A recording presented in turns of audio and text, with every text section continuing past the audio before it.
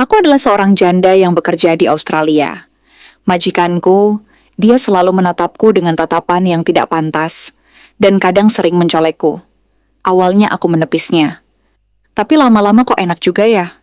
Hehehehe. Halo sahabat, persiapkan diri dan kencangkan celana dalam kalian untuk mengikuti kisahku yang sangat seru dan penuh ketegangan ini.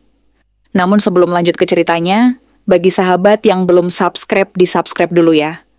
Serta absen di kolom komentar kalian semua dari mana saja. Dan beginilah kisahku. Mentari pagi menyambut Farida dengan hangat saat ia melangkah keluar dari Bandara Sydney, Australia. Ia mengenakan mantel tebal dan menggenggam koper kecil yang berisi sisa kehidupannya di Indonesia. Sebagai seorang janda muda berusia 33 tahun, Farida mengambil keputusan besar untuk bekerja di luar negeri demi masa depan anak semata wayangnya yang ia titipkan pada ibunya di kampung. Hatinya berdebar saat mobil penjemput tiba, milik keluarga yang akan menjadi majikannya. Rumah tempat ia akan bekerja berdiri megah di pinggiran kota Sydney. Hanya seorang pria paruh baya bernama Mr. Ronald yang tinggal di sana bersama anak laki-lakinya yang baru saja lulus dari universitas bernama Nathan. Mr. Ronald memperkenalkan diri dengan ramah, meski sorot matanya menilai Farida dari ujung rambut sampai ujung kaki. Farida merasa risih, tapi ia mencoba bersikap profesional.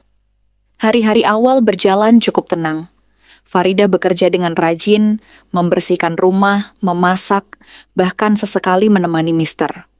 Ronald minum teh sore. Tapi, ia selalu merasa tidak nyaman saat pria itu memandanginya dengan tatapan yang tak sopan. Tatapan itu seolah ingin menyentuh dirinya tanpa izin. Meski begitu, Farida tetap bersikap sopan dan menjaga jarak. Berbeda dengan ayahnya, Nathan bersikap sangat ramah dan penuh rasa hormat. Ia sering bertanya apakah Farida butuh bantuan atau sekadar mengajak ngobrol saat sedang santai. Nathan menghargai kerja keras Farida dan sering memuji masakannya dengan tulus. Seringkali mereka tertawa bersama di dapur saat Nathan diam-diam mencuri makanan sebelum makan malam. Malam itu, saat Farida selesai membereskan ruang tamu, Nathan menghampirinya dan berkata, "Kalau kamu lelah, kamu boleh istirahat lebih awal. Kamu sudah bekerja terlalu keras hari ini." Farida tersenyum, dan untuk pertama kalinya ia merasa dihargai. Ia tidak tahu bahwa malam itu adalah awal dari perubahan besar dalam hidupnya, di negeri yang jauh dari tanah kelahirannya. Beberapa minggu telah berlalu sejak Farida mulai bekerja di rumah Mr. Ronald. Ia sudah mulai hafal dengan kebiasaan penghuni rumah. Pagi hari Nathan biasanya membaca berita di taman sambil minum kopi, sementara Mr. Ronald lebih sering sibuk di ruang kerja atau bermain golf bersama teman-temannya yang juga para pengusaha kaya. Namun, yang membuat Farida makin tak tenang adalah kebiasaan Mr. Ronald yang sering memanggilnya untuk alasan-alasan sepele. Suatu siang, pria itu meminta Farida memijat bahunya karena merasa pegal, padahal ada layanan pijat profesional di dekat rumah. Farida menolak halus, tapi sejak itu sorot mata Mr. Ronald makin sering meluncur tajam ke arah tubuhnya. Nathan mulai menyadari ada yang aneh. Suatu malam, saat makan malam, ia memergoki ayahnya menatap Farida dengan pandangan licik. Wajah Nathan langsung tegang, tapi ia menahan diri untuk tidak membuat suasana menjadi canggung. Setelah makan malam, Nathan mengajak Farida mengobrol di dapur sambil membantunya mencuci piring. "Kalau ayahku bikin kamu tidak nyaman, kamu boleh bilang ke aku, ya," kata Nathan lirih sambil menatap wajah Farida. Farida terkejut, namun hanya menjawab dengan senyum tipis, "Aku baik-baik saja." Dalam hatinya, Farida merasa haru. Baru kali ini ada seseorang yang benar-benar memperhatikannya tanpa niat tersembunyi. Malam itu, sebelum tidur, Farida termenung di balik selimut. Ia mulai merasa bahwa perasaannya terhadap Nathan perlahan tumbuh. Pria muda itu begitu sopan, lembut, dan perhatian. Tapi Farida sadar betul bahwa batas status dan usia membentang di antara mereka. Ia tak ingin berharap terlalu banyak. Belum. Musim semi mulai menunjukkan tanda-tanda kehadirannya. Bunga-bunga bermekaran di taman belakang rumah, dan suasana rumah pun terasa lebih hangat. Farida mulai terbiasa dengan ritme hidup di Australia, Namun yang paling ia syukuri adalah kehadiran Nathan yang membuat hari-harinya terasa lebih ringan. Nathan yang biasanya cuek terhadap banyak orang, justru merasa nyaman berada di dekat Farida. Ia mulai menyadari bahwa perasaannya kepada wanita itu bukan sekadar simpati. Ada getaran aneh setiap kali ia melihat Farida tersenyum, atau saat tangan mereka tak sengaja bersentuhan. Tapi ia bingung, bagaimana mungkin ia jatuh cinta pada wanita yang jauh lebih tua darinya, dan seorang janda pula. Suatu sore, Nathan mengajak Farida berjalan-jalan ke taman umum tidak jauh dari rumah. "Kamu sudah lama di sini, tapi belum pernah lihat bunga sakura di taman ini kan?" katanya sambil tersenyum. Farida mengangguk malu-malu. Mereka duduk di bangku taman, menikmati semilir angin dan langit jingga yang perlahan memudar. Obrolan mereka ringan, tapi dalam. Nathan bercerita tentang masa kecilnya yang sepi sejak ibunya meninggal. Farida pun membuka sedikit cerita tentang kehidupannya sebagai janda dan perjuangan membesarkan anaknya sendirian. Saat Farida menceritakan betapa ia merindukan anaknya di kampung, Nathan menatapnya dengan mata berkaca-kaca. "Aku nggak tahu kenapa, tapi aku selalu pengen bikin kamu bahagia," ucap Nathan pelan. Farida tercekat. Kata-kata itu begitu tulus, menusuk ke dasar hatinya. Ia hanya bisa tersenyum, menahan gejolak dalam dada yang mulai tak bisa dibohongi lagi. Sejak jalan-jalan sore itu, hubungan antara Farida dan Nathan terasa semakin akrab. Mereka mulai sering berbagi waktu bersama, bahkan tanpa sadar, mulai saling menunggu kehadiran satu sama lain. Meski tak ada kata cinta yang terucap, kehangatan yang mereka rasakan sudah lebih dari cukup untuk menyulut api perasaan. Suatu malam, saat hujan turun deras, listrik rumah tiba-tiba padam. Farida yang sedang merapikan ruang tamu sedikit panik karena petir menggelegar. Nathan yang sedang berada di lantai atas segera turun membawa senter. "Kamu takut petir?" tanyanya sambil tersenyum. Farida mengangguk pelan, wajahnya tampak pucat. Nathan menyalakan lilin di ruang tamu dan duduk di samping Farida. "Sini, aku temani dulu sampai listrik nyala lagi," ucapnya pelan. Mereka duduk diam, hanya terdengar suara hujan dan gemuruh di luar. Tanpa sadar, tangan Nathan menyentuh tangan Farida yang dingin. Farida mencoba menariknya, namun Nathan menggenggamnya lembut. "Aku tahu ini mungkin salah waktu, tapi aku benar-benar menyukai kamu, Farida," bisik Nathan. Wajah Farida memerah, matanya berkaca-kaca, tapi ia tak menarik tangannya. Untuk pertama kalinya dalam hidupnya setelah menjadi janda, ia merasa dirinya dicintai bukan karena rupa, tapi karena hatinya.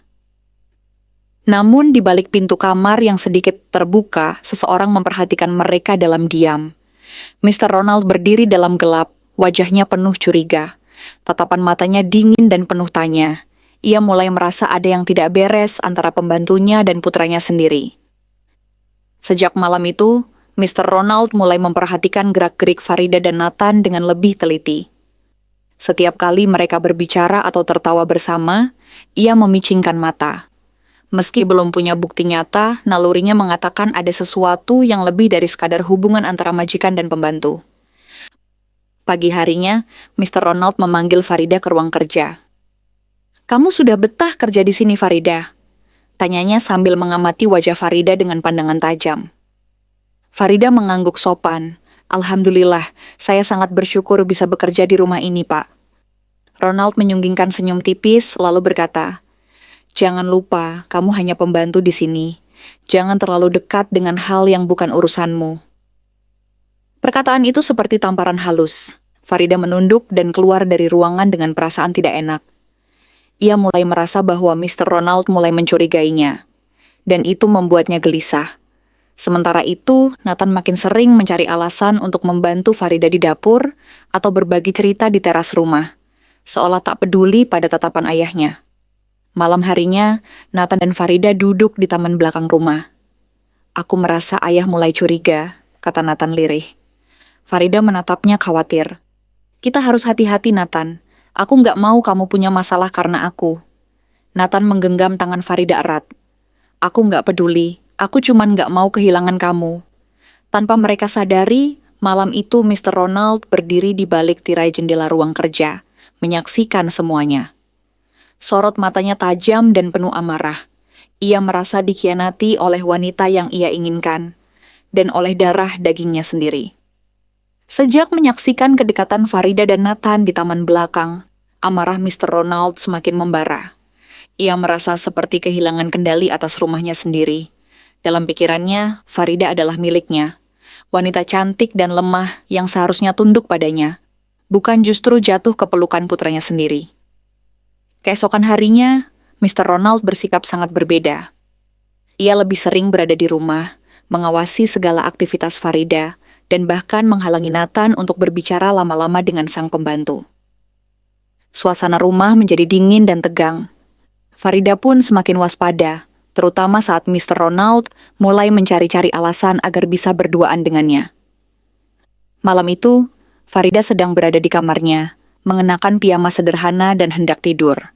Tiba-tiba pintu kamarnya terbuka dengan keras.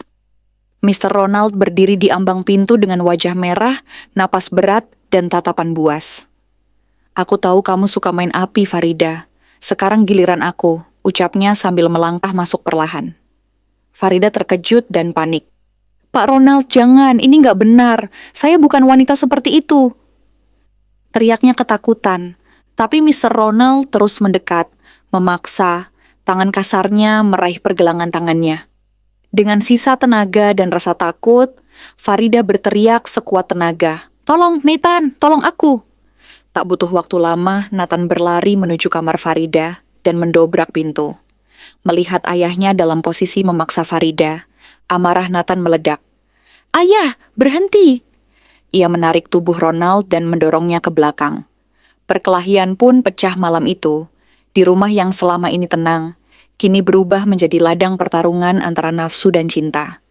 Setelah perkelahian itu, rumah yang biasanya hening berubah mencekam. Nathan berdiri di hadapan ayahnya, napas tersengal, matanya merah menahan amarah. Bagaimana bisa ayah melakukan itu pada Farida? Dia wanita baik, dia pekerja keras, dan ayah malah memperlakukannya seperti... Nathan tak sanggup melanjutkan. Tubuhnya gemetar. Mr. Ronald yang terjatuh di lantai mencoba berdiri. "Dia hanya pembantu, Nathan, kamu buta. Wanita seperti dia cuma akan mempermainkanmu," bentaknya dengan suara keras. Tapi Nathan tidak bergeming. Tatapannya begitu dalam dan tegas. "Aku mencintainya, dan aku tidak buta. Justru ayah yang buta oleh ego dan nafsu." Farida berdiri di sudut ruangan, menangis dalam diam. Ia merasa bersalah, merasa seharusnya ia tidak membiarkan semua ini terjadi. Tapi di sisi lain, hatinya terasa hangat saat mendengar Nathan membelanya di hadapan ayahnya sendiri.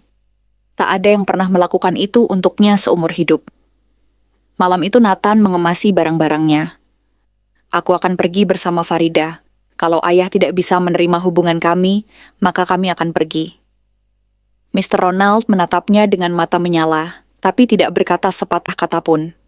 Ia hanya memalingkan muka, seolah ingin menyangkal kenyataan bahwa anak kandungnya sendiri memilih pembantu daripada keluarganya. Beberapa jam kemudian, Nathan dan Farida pergi meninggalkan rumah itu. Mobil mereka melaju di jalanan gelap menuju bandara. Di dalam mobil, Farida menoleh ke arah Nathan dan berkata lirih, "Kamu yakin dengan semua ini?" Nathan meraih tangan Farida dan menjawab, "Satu-satunya hal yang aku yakin adalah kamu." Pesawat yang membawa Farida dan Nathan mendarat di Jakarta saat mentari baru saja naik dari ufuk timur. Suasana hangat dan riuh ibu kota menyambut kedatangan mereka. Bagi Nathan, ini adalah pertama kalinya ia menginjakan kaki di Indonesia, negeri yang hanya ia dengar dari cerita Farida. Bagi Farida, tanah ini adalah rumah, dan kini juga menjadi tempat awal bagi cinta yang mereka perjuangkan. Mereka menyewa sebuah rumah kecil di pinggiran kota, cukup untuk 2 orang yang tak punya banyak. Tabungan Nathan digunakan untuk modal awal membuka usaha kecil, warung kopi dan makanan rumahan khas Indonesia. Farida memasak sendiri, dan Nathan membantu melayani pelanggan. Setiap hari terasa melelahkan, tapi wajah mereka selalu dipenuhi senyum. Meski awalnya para tetangga memandang aneh pasangan itu, karena usia dan latar belakang mereka, lama-kelamaan semua luluh. Farida dikenal sebagai wanita yang ramah dan Nathan sebagai pria bule yang sopan, murah senyum, dan fasih belajar bahasa Indonesia. Dalam waktu beberapa bulan, warung mereka mulai ramai pelanggan. Suatu sore, Farida mengelus perutnya yang mulai membesar. Mereka baru saja pulang dari bidan. Anaknya sehat, dan laki-laki, ucap Farida sambil tersenyum penuh haru. Nathan memeluknya erat. Dia akan lahir di negeri ibumu, dan dia akan tahu bahwa cinta bisa mengalahkan apapun, bisik Nathan di telinganya. Namun di balik kebahagiaan itu, Farida menyimpan rasa cemas. Ia tahu bahwa di Australia, Mister, Ronald masih menolak keberadaan mereka. Ia takut suatu hari badai akan datang lagi. Tapi untuk saat ini, ia memilih menikmati angin tenang bersama pria yang telah memilihnya, meski seluruh dunia menentangnya. Pagi itu, Nathan sedang menyapu halaman kecil di depan warung ketika seorang kurir datang membawa surat internasional. Nathan membukanya dengan penasaran, dan mendapati logo rumah sakit terkenal di Australia tertera di pojok kanan atas. Alisnya mengernyit. Isinya adalah pemberitahuan. Mr. Ronald mengalami komplikasi jantung serius dan sedang dirawat intensif. Pihak rumah sakit membutuhkan keputusan keluarga terdekat. Nathan terduduk di bangku teras, memandangi surat itu lama. Hatinya campur aduk. Ia marah, kecewa, namun juga tak bisa menghapus bayang wajah ayahnya dari ingatan. Meski hubungan mereka memburuk, Ronald tetaplah ayahnya.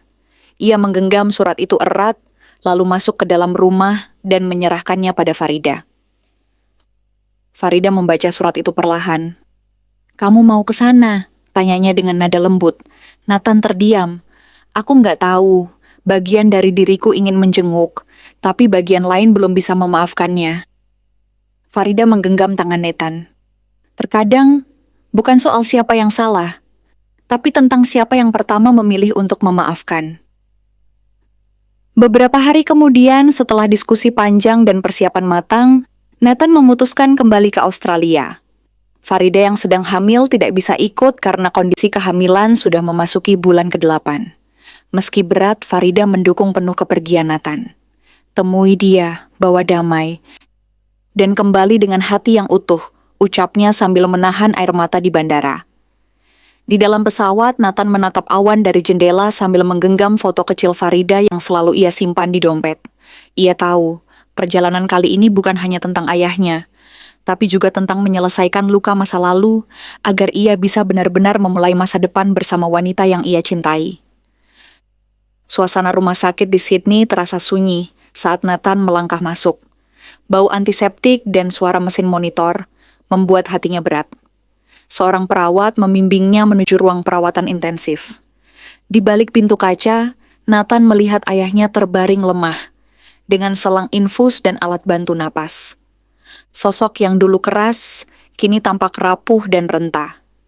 Mr. Ronald membuka mata perlahan saat mendengar suara langkah kaki mendekat. Ia menoleh pelan, dan begitu melihat Nathan, matanya berkaca-kaca. Mulutnya terbuka, tapi hanya napas berat yang keluar. Nathan duduk di samping tempat tidur, menggenggam tangan ayahnya yang dingin. "Aku di sini, Ayah," ucapnya lirih. Beberapa detik berlalu sebelum akhirnya Ronald bersuara pelan. "Kamu benar." Suaranya lemah, hampir seperti bisikan. "Aku salah terhadapmu dan terhadap dia." Nathan menunduk, menahan emosi yang mulai mendesak di dadanya. "Aku tidak datang untuk mendengar penyesalannya, Ayah. Aku datang karena aku tidak mau menyimpan dendam saat kau tak lagi ada." Air mata mengalir di sudut mata Ronald. "Kamu lebih berani dari yang kubayangkan."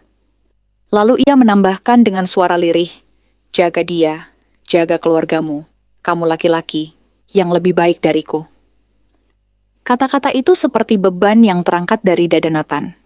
Ia mengangguk, air mata mengalir. Tak ada pelukan, tapi genggaman tangan mereka cukup untuk menjadi pengganti segalanya. Beberapa hari kemudian, Nathan menyaksikan ayahnya mengembuskan napas terakhir. Tak ada kemarahan, tak ada amarah yang tersisa. Hanya keheningan yang damai. Nathan membawa pulang abu ayahnya sesuai permintaan terakhir. Disebar di bukit tempat ibunya dulu suka duduk sore hari. Dan untuk pertama kalinya dalam hidupnya, Nathan merasa bebas. 3 minggu setelah perpisahan terakhirnya dengan sang ayah, Nathan akhirnya kembali ke Indonesia.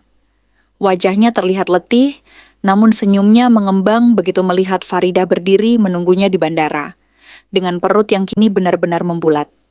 Mereka berpelukan erat tanpa banyak kata. Dalam pelukan itu, ada kelegaan, ada cinta, dan ada kehidupan baru yang menanti. Hari-hari kembali berjalan di rumah mungil mereka. Farida semakin sering duduk dan beristirahat, sementara Nathan kini lebih banyak mengurus warung. Para pelanggan menanyakan kemana saja si bule itu pergi. Dan Nathan hanya menjawab dengan senyum, menutup masa lalu. Kini ia kembali untuk membuka lembaran baru sebagai suami dan calon ayah. Suatu malam saat hujan turun pelan, Farida memegang tangan Nathan dan berkata, "Terima kasih sudah kembali." Nathan mencium keningnya lembut. "Aku nggak pernah pergi darimu, sayang. Hanya pergi sebentar untuk pulang dengan utuh." Kata-kata itu membuat Farida meneteskan air mata haru. Dalam dirinya, ia tahu laki-laki di hadapannya adalah anugerah terbesar dalam hidupnya. Minggu berikutnya, mereka meresmikan pernikahan secara sederhana di hadapan warga sekitar. Tidak ada gaun mewah, tidak ada pespewok, tidak ada pesta besar. Hanya akad yang penuh keikhlasan dan tangis bahagia. Anak-anak kecil menaburkan bunga, tetangga datang membawa kue dan doa. Di hari itu, Farida resmi menjadi istri Nathan. Bukan lagi janda cantik dari luar negeri, tapi wanita yang akhirnya dicintai dengan sepenuh hati. Namun kehidupan tak pernah sepenuhnya tenang. Di sela kebahagiaan itu, Farida mulai merasa nyeri yang tidak biasa. Suatu malam, tubuhnya lemas dan air ketuban mulai merembes. Nathan panik dan segera membawanya ke bidan desa. Malam itu, mereka bukan hanya bertarung dengan waktu, tapi dengan takdir yang tengah menentukan langkah selanjutnya. Langit malam dipenuhi petir yang saling menyambar ketika Nathan menggendong Farida keluar rumah. Nafas Farida memburu, wajahnya pucat menahan sakit yang datang bergelombang. "Nathan, sakit sekali," bisiknya, menggenggam tangan suaminya erat-erat. Nathan berusaha tetap tenang, meski jantungnya seperti hendak meledak. Ia membawa Farida dengan sepeda motor, menuju bidan yang tinggal di ujung desa. Bidan sudah bersiap, menyambut mereka dengan cepat. "Kamu tunggu di luar dulu," kata sang bidan kepada Nathan. Lalu membawa Farida masuk ke ruang persalinan. Nathan duduk di kursi kayu tua dengan tangan mengepal dan lutut berguncang. Suara rintihan Farida dari balik dinding membuat dadanya sesak. "Tolong Tuhan, jaga dia, jaga mereka." Doanya dalam hati. Waktu berjalan sangat lambat. Hujan turun semakin deras, menghapus suara-suara malam. Setelah hampir 2 jam yang terasa seperti seumur hidup, suara tangis bayi akhirnya terdengar nyaring menembus kesunyian. Nathan berdiri seketika, matanya membelalak penuh harap. Pintu terbuka dan sang bidan muncul dengan senyum lelah. "Selamat, kamu sekarang jadi ayah, anaknya laki-laki, dan ibunya juga selamat." Nathan menangis tanpa suara, memeluk bidan itu sebelum berlari masuk ke kamar. Farida terbaring lemah namun tersenyum indah, menggendong bayi kecil yang tampak begitu damai di dadanya. "Kita berhasil," ucap Farida lirih. Nathan duduk di sisi ranjang, mencium kening istri dan anaknya bergantian. "Kamu hebat, kalian luar biasa." Malam itu, di sebuah desa sederhana yang jauh dari kota besar, seorang ayah muda dari negeri asing menangis bahagia di samping wanita yang ia cintai. Bayi kecil mereka tidur nyenyak di pelukannya, tak tahu bahwa ia lahir dari perjuangan, dari cinta yang tidak menyerah, dan dari 2 hati yang memilih untuk saling setia. Meski dunia sempat menolak mereka, hari-hari baru pun dimulai. Tangisan bayi, aroma bubur panas, dan suara riang pelanggan warung menjadi irama kehidupan Farida dan Nathan. Mereka menamai putra kecil mereka Adam Rafael, nama yang berarti anak yang kuat dan penuh kasih. Setiap malam, Nathan akan membacakan cerita sebelum tidur, meski Adam belum mengerti. Bagi Nathan, itu caranya menanam cinta sejak dini. Warung mereka semakin ramai. Banyak pelanggan yang tak hanya datang untuk makan, tapi juga untuk melihat bule penjaga warung dan bayi lucunya. Farida tertawa setiap kali melihat Nathan menggendong Adam sambil melayani pembeli. Ia tak pernah membayangkan sebelumnya Pria yang dulu tinggal di rumah mewah di Australia, kini mencuci piring sambil menyanyikan lagu anak-anak. Namun tentu tak semuanya mudah. Malam-malam tanpa tidur, Adam yang sering rewel, dan beban usaha kecil yang makin menuntut, membuat mereka harus benar-benar saling menguatkan. Kadang mereka bertengkar karena kelelahan, kadang juga diam-diam menangis karena rindu pada kehidupan yang lebih ringan. Tapi setiap kali mereka merasa lelah, satu pelukan saja cukup membuat semuanya kembali hangat. Suatu sore, Nathan duduk di teras rumah sambil memangku Adam. Ia memandang Farida yang sedang menyiram tanaman. "Aku baru sadar," katanya pelan, "bahwa bahagia itu ternyata sederhana. Cukup kamu, dia, dan tanah yang bisa kita pijak bersama." Farida menoleh sambil tersenyum. "Dan kamu tahu, aku bersyukur dulu ayahmu mengusir kita." Nathan tertawa kecil. "Kenapa?" Farida mendekat, mengelus rambut Nathan yang mulai memanjang. "Karena kalau tidak, mungkin kita tidak akan pernah belajar bagaimana cara mencintai dalam perjuangan." Nathan memejamkan mata.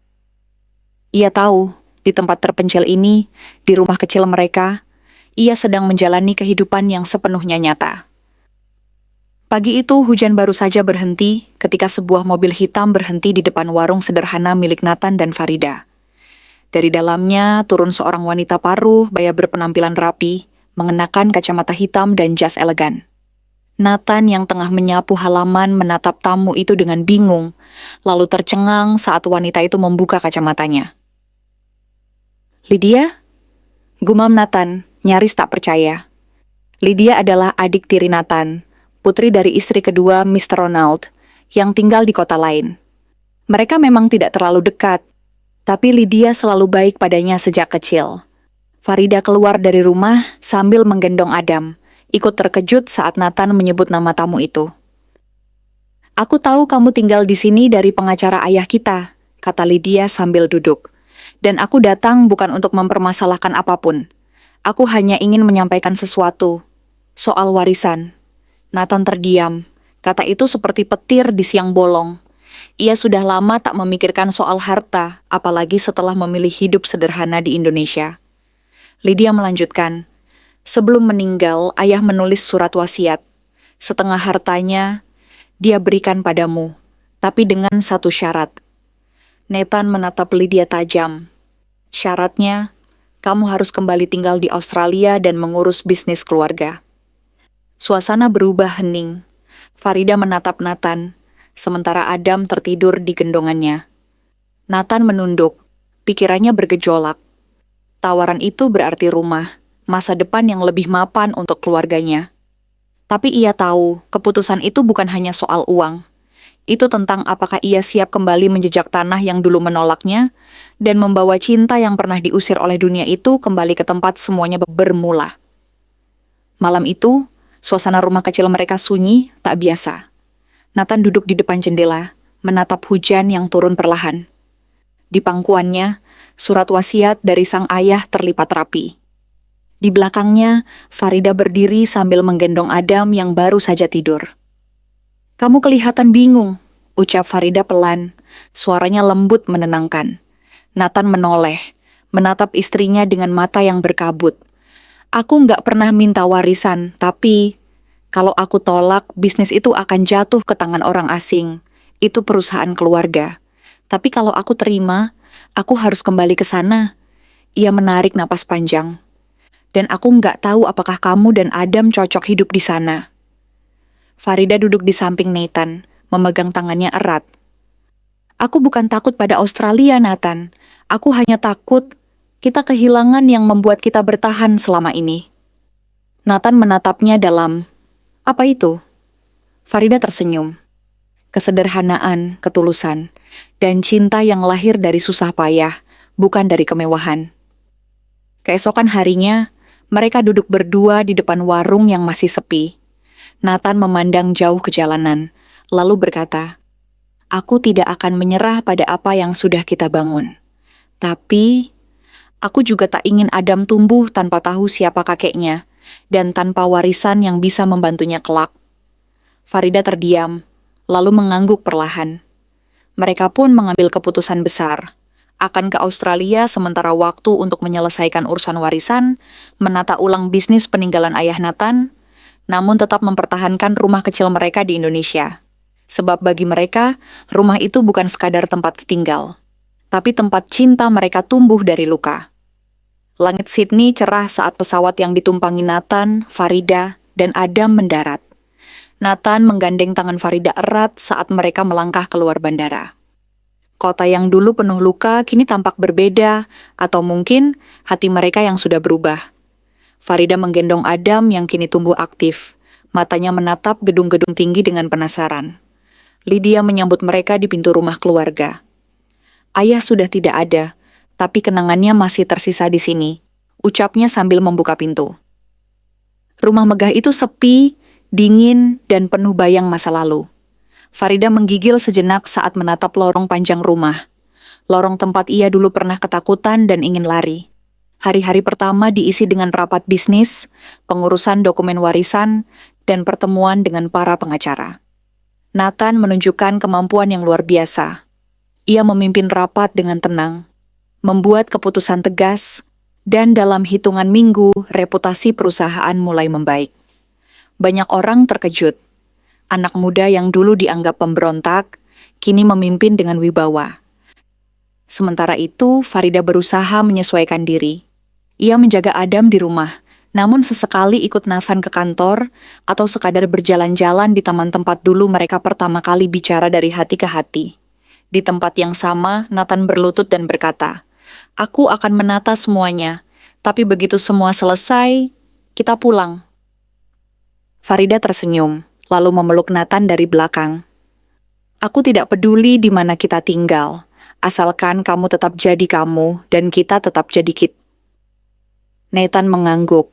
Masa lalu mereka mungkin penuh luka, tapi kini mereka berdiri di atasnya, lebih kuat, lebih dewasa, dan siap menutup kisah lama dengan damai. 3 bulan telah berlalu sejak Nathan mengambil alih perusahaan milik ayahnya. Di bawah kepemimpinannya, bisnis itu tidak hanya bangkit, tapi juga berkembang ke arah yang lebih manusiawi, dengan sistem kerja yang adil dan pendekatan kekeluargaan. Para karyawan menyebut Nathan sebagai pemilik yang punya hati. Namun hari yang mereka tunggu-tunggu akhirnya tiba. Di Bandara Internasional, Farida berdiri di samping Nathan, menggandeng Adam yang sudah bisa berjalan kecil-kecil. Mereka kembali ke Indonesia, bukan karena kalah, tapi karena menang. Menang melawan masa lalu, menang atas prasangka, dan menang karena tetap setia pada cinta pertama mereka. Hidup sederhana bersama. Sampai di desa, para tetangga menyambut mereka dengan hangat. Warung kopi bulenya buka lagi, seru anak-anak kecil. Farida kembali memasak di dapur mungilnya, Nathan melayani pelanggan sambil menggendong Adam, dan suara tawa kembali memenuhi rumah kecil mereka yang dulu sunyi. Hidup tak mewah tapi bahagia. Suatu malam, di bawah bintang-bintang yang cerah, Nathan dan Farida duduk berdua di teras rumah. "Kita sudah melewati badai," kata Nathan sambil memandang langit. Dan ternyata, rumah yang sebenarnya bukan gedung besar di kota, tapi hati yang memilih untuk tinggal di sini. Farida menoleh, menatap pria yang dulu memperjuangkannya mati-matian. "Aku bersyukur kamu pernah jatuh cinta pada pembantu ayahmu sendiri." Mereka tertawa pelan, lalu berpelukan erat. Di belakang mereka, Adam tertidur di ranjang kecilnya. Dan di depan mereka terbentang jalan panjang bernama kehidupan. Jalan yang mungkin tak selalu mulus, tapi mereka tahu satu hal. Selama mereka berjalan bersama, tak ada yang perlu ditakutkan lagi.